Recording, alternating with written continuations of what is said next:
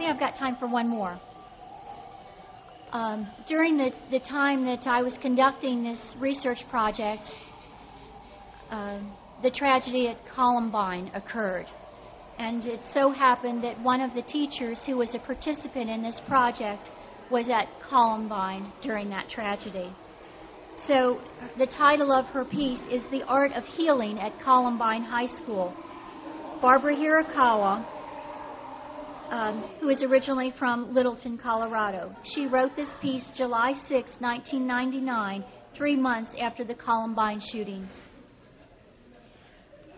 This question that you have posed to me, Candace, was a hard one for me to focus on this spring when I started this project, but now it has become simpler after the shootings. Though I can't answer exactly how yet, there is no doubt that the event that will be the most pivotal when I look back on my career will be what happened at my school, Columbine High School, on April 20th, 1999. It is just starting to sink in now that none of us will ever be the same, that we have been fundamentally changed in many ways. I have been in a fog of sorts since then and don't know yet when I will come out of it, but realizations have already begun to make themselves known. One is there is a reason I became the kind of teacher I did, and that was so that I could survive the challenges that I have had to face and will have to face for the rest of my life. I have been able to see how important I am to kids, past and present, and how important they are to me. I have received phone calls and letters from students I had 20 years ago, many of whom I had lost touch with. It was driven home how much of an influence we have on the lives of our students, often without knowing it. Many have visited since, and the hugs and tears have done a lot to help the healing process begin. Months later, the events of that day still seem like a bad dream.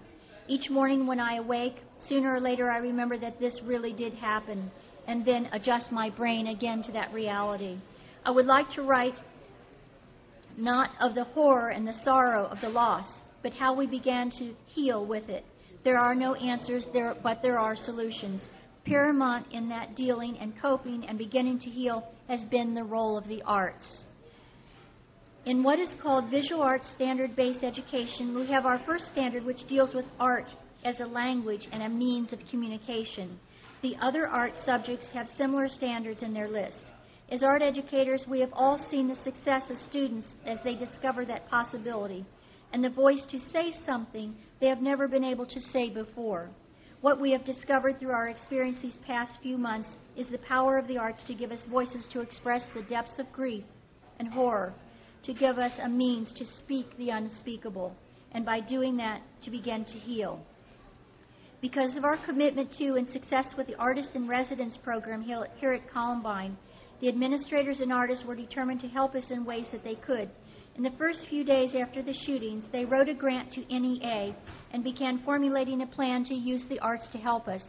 They organized a workshop for the kids the second week, and when we returned to school at Chatfield, every teacher had a packet of artists' names, what these artists could do, dates available, and contact numbers. Teachers who had never paid any attention to artists in residence had them in their classrooms to help the kids and the faculty get through those agonizing weeks. We talked, we played theater and dance games, pounded on drums, tentatively began letting some of the emotions out.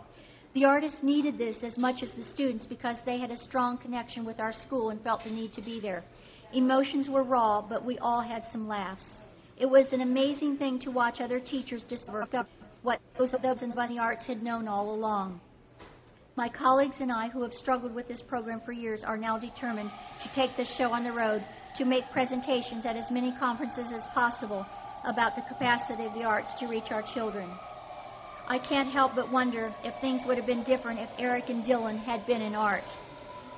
Last paragraph. For me in particular, the visiting artists were a godsend. My students responded to Betsy and William more openly than they would to me because they were respected as artists. Betsy had them writing about the place where they felt safe, and it was wonderful to see those good memories replace the awful ones for a while. Quite a few students chose to do their final project on a safe place rather than their recent experience. When William came in, he had them make up group sculptures dealing with catastrophe turning into opportunity. Some were beautifully abstracted representations of the idea. Most were so graphic and raw that they were hard to watch, but the acting out and the discussions represented the beginnings of healing. Both of the artists returned to my classes several times to help with the projects and talk through solutions. The final products were beautiful and wonderful and hard to look at because the kids were so honest. We will have a show at the Logo Geary's next month, and they are anxious to show off their work. But to them, these sculptures, books, and collages are much more than a piece of art for a show. They are representations of their beginning to heal from something no one of any age should ever have to experience. Thank you. Cody? All right.